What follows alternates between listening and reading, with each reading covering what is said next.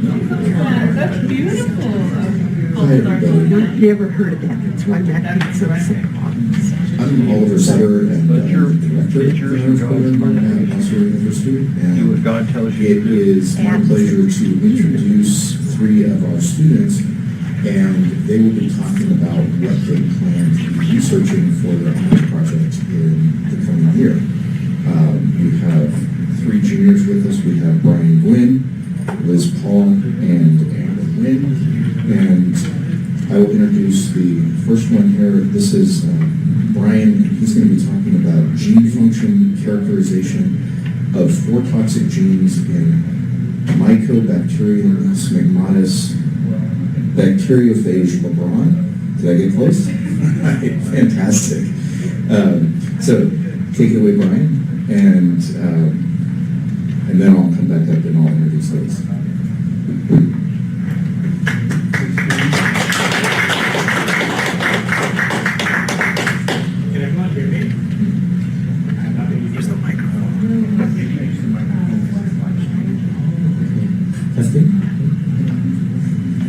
Hello everyone, my name is Brian Nguyen. I am a biomedical science major in the pre-med pathway, and I'm honored to be presenting my scholarship presentation to you all. My proposed project involves the characterization of 4 toxic genes in Mycobacterium smegmatis bacteriophage LeBron. Now, when you look at that title, you may see a bunch of sciencey words just thrown together. Perhaps maybe 1 or 2 words might jump out of you. If you're familiar with basketball, it might be LeBron. For others, it might be that really long Latin name that no one can pronounce, Mycobacterium smegmatis. But sandwiched in between those two is this word, bacteriophage, which is really important. But before I get to what a bacteriophage is, I'd like to outline what I will be presenting. So first I'm going to start with an introduction to what a bacteriophage is and how it operates. And that will lead into the discussion of why is it important that we study bacteriophage. Then I'll be talking about my personal interest and things that I've done to prepare myself to undertake this project. Then I'll be talking about the methodology that I'll be utilizing in order to complete my project, my plan for the year of research, and then finally I'll end with a conclusive summary of my overall project. So, what is a bacteriophage? Simply put, a bacteriophage is a virus that infects bacteria. Bacteriophage, or phage for short, are actually the most abundant biological entity in our world, with 10 to the power of 31 particles existing in the total phage genome. If you look over to the side, there's a model of a typical bacteriophage, and if you notice, it consists of this protein head that is connected to this tail, and at the end of the tail, there are these tail fibers. And these tail fibers are really important in the way that it infects bacteria. So the way it infects bacteria is that it attaches itself to the bacteria using these tail fibers. It penetrates the bacterial membrane, injects the phage DNA, which is housed in this protein head, into the bacteria, and once it's inside, the phage DNA will utilize post-reproductive machinery in order to replicate itself, create more viral particles, and ultimately lyse the bacteria to release these out to infect more. So the particular bacteriophage that I'll be researching on is named LeBron. LeBron has 123 protein coding genes in its genome, which is relatively large for a genome of this nature, and its host bacteria is named Mycobacterium smegmatis, the importance of which I will be getting into later. So why is it important that we study bacteriophage? Well, they have many useful applications in our world. They're often used in agriculture, biosanitization, and biopreservation, all for a very similar purpose, and that is to prevent bacterial growth. But as a pre-med student, I'm interested in their medical applications, and an area of increasing interest is something called phage therapy, which is the use of bacteriophage in order to treat bacterial diseases. So this is especially important in an era of increasing antibiotic resistance. So normally if you're diagnosed with a bacterial disease, you can treat it with antibiotics. But due to the overuse of antibiotics in recent years, that has led to a rise of bacteria that have gained a resistance to this. So one possible solution is to use bacteriophage to kill these resistant bacteria. Now, I mentioned that there is a particular significance in studying a phage that infects Mycobacterium stigmatis, and that is because it is biologically similar to the bacteria that causes tuberculosis, which is called Mycobacterium tuberculosis, very similar sounding name. Due to this biological similarity, as well as NSMAG's fast replication and relative non-pathogeneity, it serves as a really good model in order to study tuberculosis and other similar bacterial diseases. So why am I partaking in this research project? Well, I have gained an interest in molecular biology thanks to my participation in the C phages and C genes program. So these are undergraduate research-based courses that give biology students an opportunity to gain hands-on experience in a lab setting. So in C phages, we had the opportunity to isolate our own bacteriophage from an environmental sample, and then we also had the chance to assign gene functions to particular genes of phage genome using bioinformatics and comparative analyses with other similar phage. However, there were some genes that we just couldn't assign functions to, and that was just because of a lack of data. So we had to figure out other ways to characterize these gene functions, and that's what we did in C genes.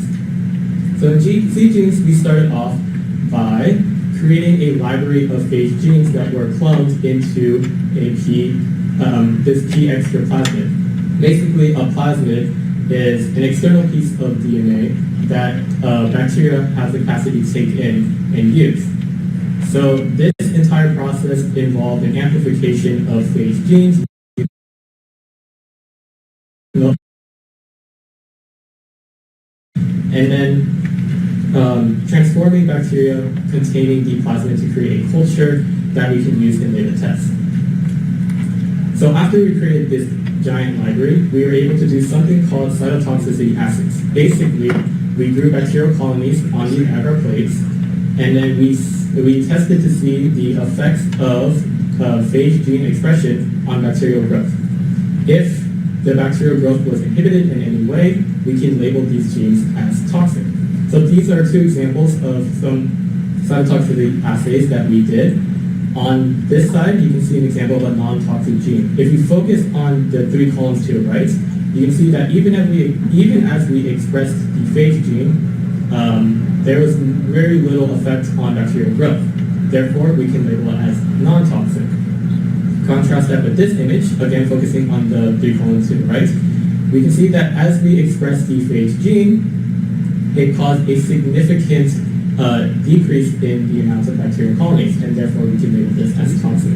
So this cytotoxicity assay is really important, they're really helpful in characterizing gene function, but it only illuminates one aspect of the gene function.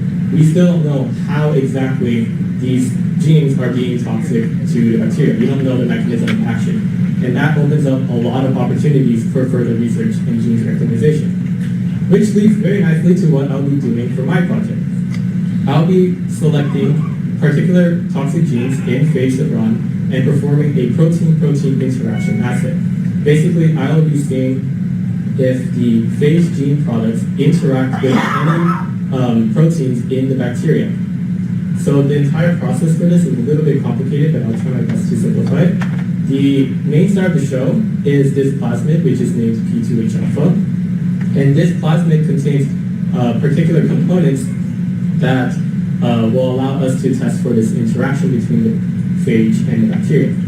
So it will contain this gene, phage gene insert, but that's the gene of interest that we'll be testing.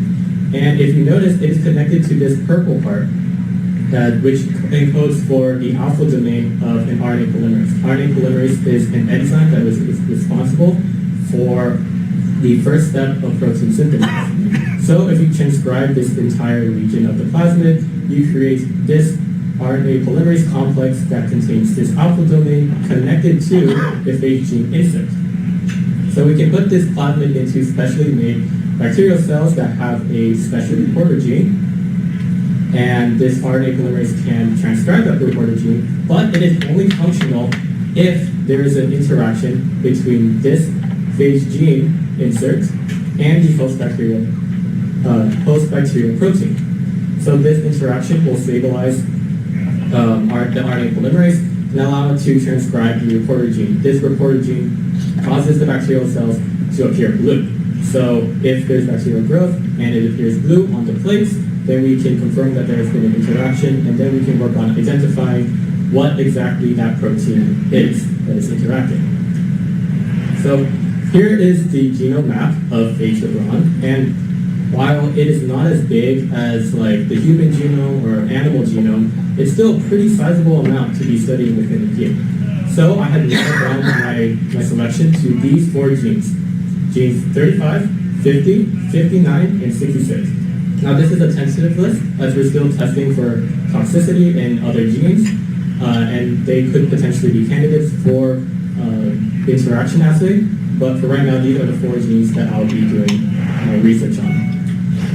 So this is my scheduled plan of research for the next year. Right now we're still doing some cytotoxicity assays in order to test toxicity in the rest of LeBron's genome and potentially use them in our protein interaction assay. In the fall, I hope to be cloning the phage genes into the P2H alpha plasmid that I had talked about, and this will involve a very similar procedure that I had discussed earlier using PCR, bacterial transformations, and putting that plasmid into a bacteria to create a culture that we can use later.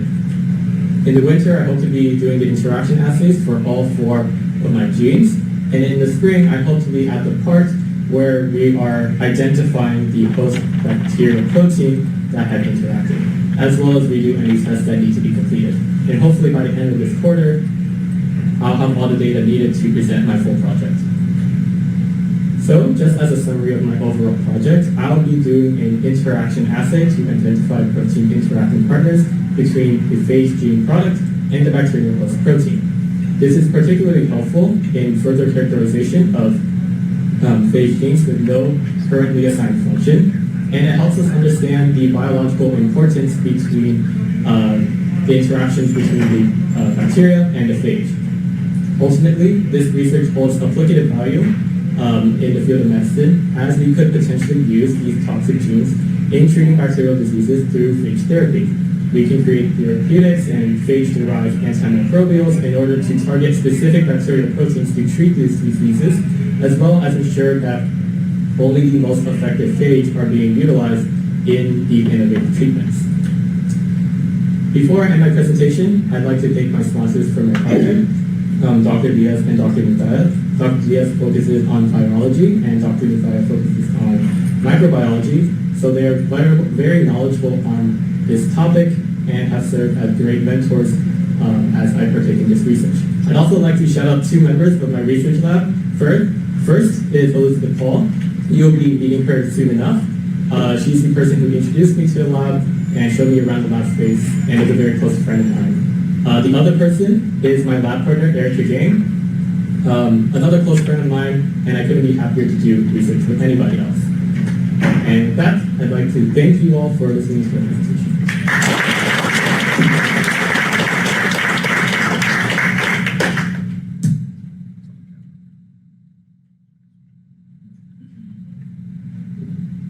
Excellent job, Brian. Thank you. Does anybody have any questions from the students?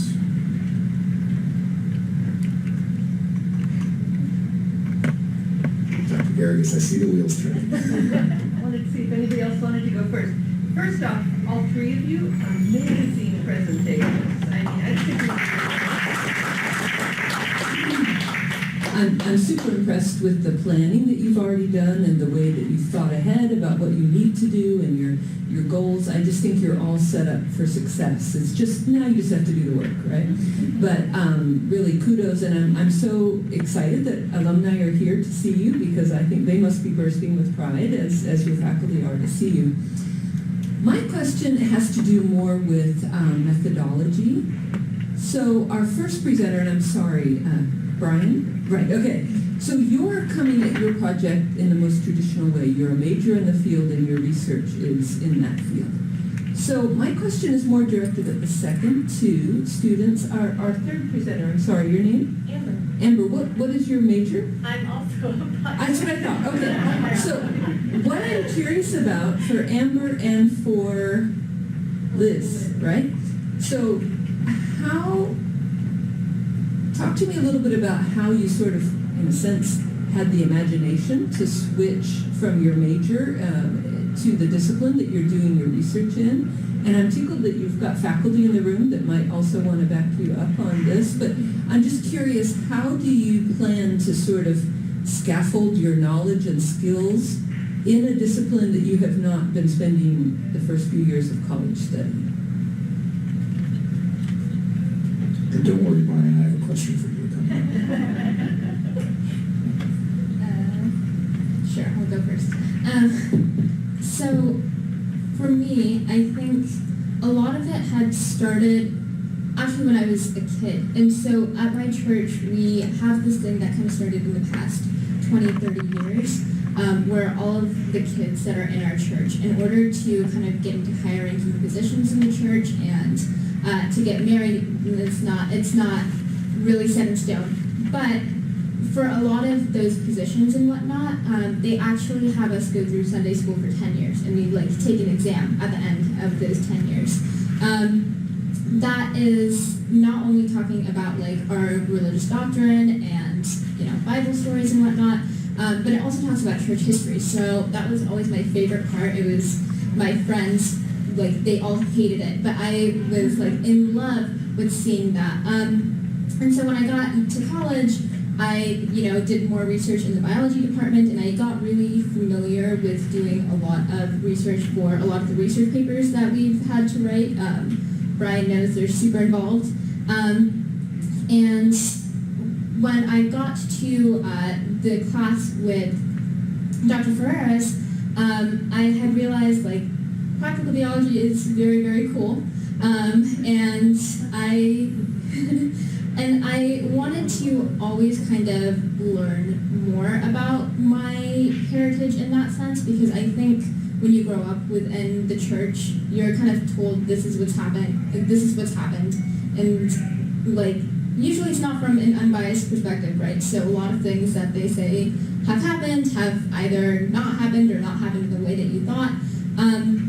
So I was thinking about that. I talked to Professor Sutter for a long time. We had weekly meetings that were hours long, but we would talk about this, and finally I just asked him if it was strange that I was going to do this, and he was very excited for me to do it. So I asked, and yeah, that's how I got into this.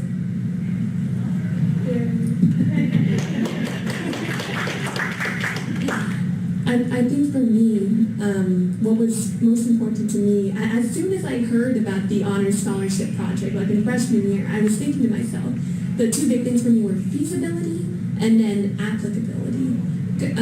My goal going into figuring out a project was, I want something that I want it finished. When it's finished, I want it to be able to have an impact on the world. Even if in just a small way, I wanted something that could directly be taken and used for anything from policy recommendations to this is how these people are, maybe these are ways to help them, etc. And that interest, at first I was actually thinking about doing diabetes or something like that in the Inland Empire, because it's also a huge issue.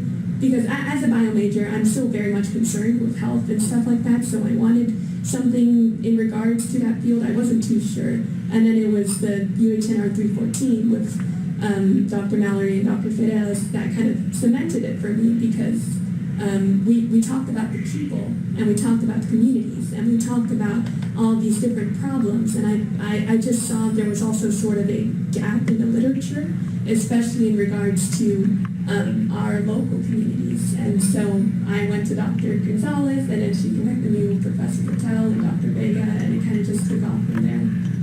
That's all. Thank you.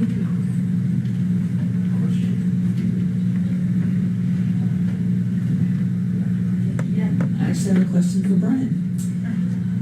Brian, on one of your slides, you had the grids of which genes were toxic and which ones were not. And I noticed on 2 it was very obvious that there was lack of growth, right? But on the third one, it seemed very similar. And so I was wondering, what is your rubric on the grid for how many grid spots become a toxic gene versus how many are qualified or categorized as non-toxic. And thank you, Amber and Liz, your presentations were also fascinating.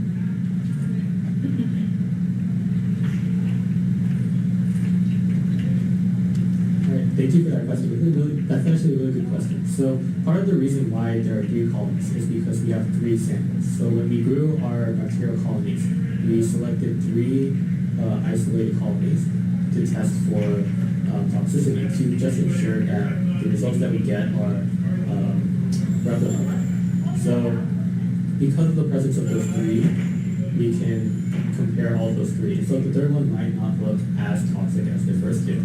But because of the first 2, we can probably conclude that it was toxic. And for toxic genes, what we have to do is we repeat the entire cytotoxicity again to verify that, okay, it is actually toxic. So I didn't show it, but we had another test for this, and it did confirm that it was toxic.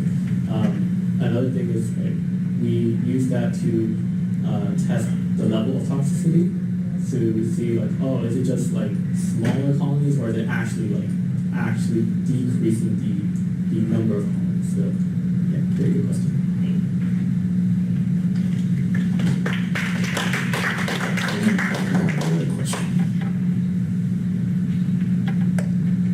Well, I just want to congratulate all 3 of you. You were amazing as freshmen, and you're still amazing. I have a question for Brian, but first let me just say I heard a rumor that at the University of Memphis there's a new bacteria that can resist LeBron. It's called the John Morant bacteria, and in the next week it's going to defeat in 4 out of 6 contests. So we'll see how that goes. Brian, there's almost always a fascinating story behind these bacteriophages and where they're located on campus. You know, I remember at one point a couple of years ago, the theory among the biology students was that the sludge down in the ponds at Riverwalk was the best place to find them because of all the duck nitrates that ended up in the pond. So where was the LeBron? I mean, is there a story behind the LeBron bacteriophage?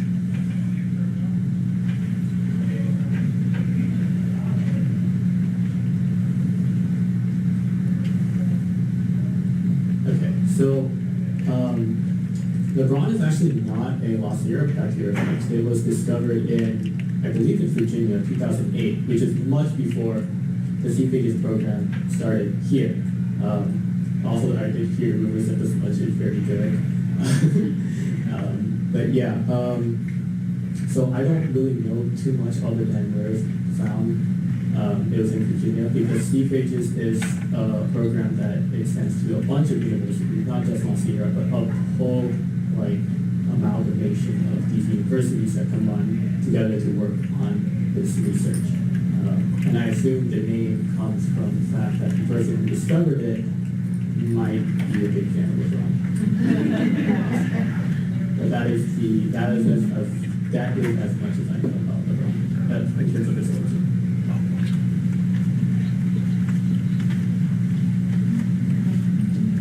Thanks, Brian. Are there any other questions? I have one for you, Brian. You said you picked out 4 specific genes. Why did you pick those? Is there a story behind that? I was expecting someone to ask this question. So each gene has a particular reason why. So if you remember, my genes are 35, 50, 59, and 66. So gene 35, the reason I picked that was because on the genome, it is located right next to a gene that encodes a tyrosine integrase. This is a protein that is involved in the DNA insertion of the phage DNA into bacteria. So genes that are located next to each other generally are involved in the same cellular process. So we expect, even though we don't know the function of this gene, of gene 35, we can expect that it is involved in DNA insertion, and if it does, it must have some interaction with the bacteria in order to penetrate the bacteria. It's also interesting because that gene in particular is only found, it looks like it's only found in certain bacteriophage, which means it must have an auxiliary role of some sort. And so that points to some point of interaction. We're going to skip 50 for now, I'll explain that later. For 59, through the information that we do have on it, it looks like it can be a transcription factor. And transcription factors basically help stabilize interactions with DNA binding proteins. So if it is indeed a transcription factor, then we would expect that there would be some interaction with these DNA binding proteins. Gene 66, we picked that because it looks like it is related to a gene in another phage that encodes for something called the N-terminal phage ribolosome organizer. Very fancy name, but all it really does is it is part of a protein complex that is also involved in DNA replication. So DNA protein complex meaning a combination of all these proteins. So if this gene is related to that, we would expect that it would be part of a similar complex and therefore is interacting with the host bacterial protein. Now we get to 50. 50, we have not a lot of information about it. It's not next to any important gene. It's not like we don't know if it's a part of any cellular process that is particularly interesting. The reason why we picked gene 50 was because my lab partner felt this very strong connection with this gene number in particular, and we were like, all right, let's do it. Very scientific. Okay. Fantastic. Are there any other questions?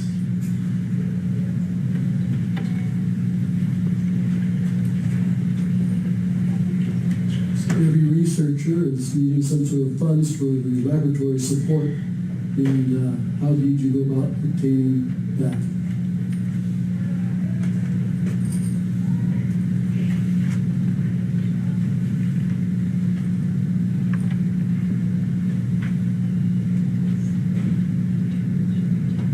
So the research that I'm doing,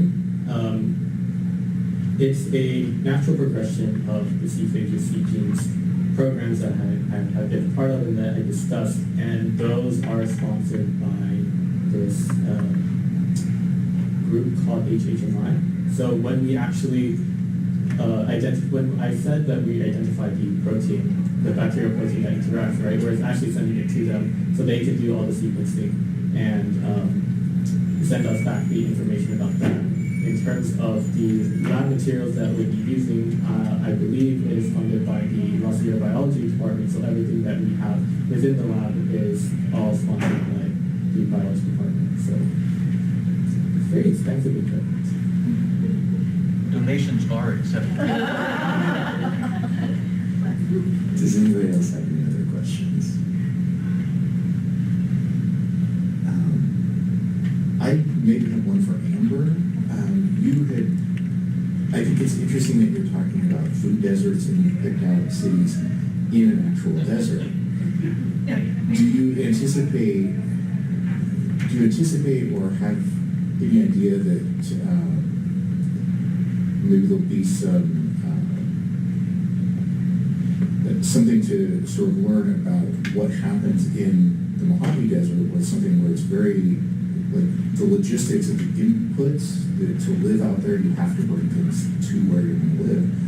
That there's maybe anything to learn from that applies to more traditional suburban environments like where we are right now here in La Sierra. That is a very good question that I've never thought about, so I'm speaking as I go. I think a lot of this will be covered as I do more thorough literature review, because for the most part, in regards to the actual area that we've decided, it's been more informal interviews, me talking with, say, family members or community members that I know there. And as such, I don't want to answer you with a very hard yes. I think that there's a lot of parallels you can draw between the Mojave Desert and the high desert area. The big thing too is that so food deserts, they're like urban ones, and there are rural ones, and the sort of definitions for them, according to the USDA, really depend on the area and the population density and such, because a lot of the sort of parameters for what defines a food desert are determined based on, say, opportunities per square miles and such. So it's I don't know how much I will be looking into, say, like the Mojave Desert or something. I don't know how comparable it could be. I will get back to you by next year, though. All right, cool. Are there any other questions? I think if there's no other questions, let's give our presenters a hand. I thank you all for coming out today. Really appreciate it.